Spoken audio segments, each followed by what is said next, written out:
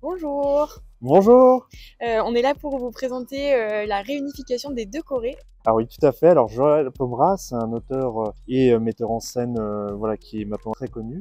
On a accueilli précédemment Pinocchio, Le Petit Chaperon Rouge, Contes et légendes. Et du coup, la réunification des deux Corées, c'est un spectacle de 20 petites histoires qui parlent en fait de relations amoureuses ou de rupture. Donc en fait, c'est vraiment le lien qui unit des personnes, des liens d'amour qui unit les personnes dans des couples ou dans des amitiés.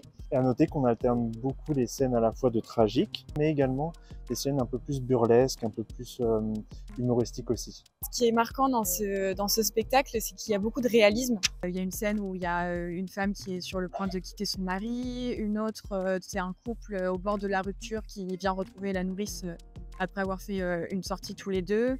Un homme dont la femme n'a plus de souvenirs aussi. Donc c'est vraiment plein de petites scénettes qui symbolisent un peu la réalité que des couples ou des amitiés peuvent vivre. C'est vraiment aussi accentué par le jeu des comédiens. Notamment, ils sont microtés et c'est quelque chose qui est limite parfois susurré un petit peu, notamment c'est vraiment dans l'intériorité du jeu qui est très réaliste et ils sont très forts d'ailleurs là-dessus notamment. Il y a un énorme travail qui a été fait sur la scénographie. En fait, pour chacune des scénettes, il va y avoir une projection de lumière sur scène qui crée des couloirs qui permettent d'unir ou de séparer en fait les différents personnages des scènes. Là, c'est vraiment un spectacle qui m'a marqué. Enfin, j'y pense encore aujourd'hui. Je l'ai vu il y a plusieurs mois. C'est un spectacle où il y a beaucoup de tension entre les personnages. Ça m'a un peu déplacée sur l'image que je me faisais des relations amoureuses et c'était très, très intéressant. Après, c'est un spectacle aussi qui m'a marqué.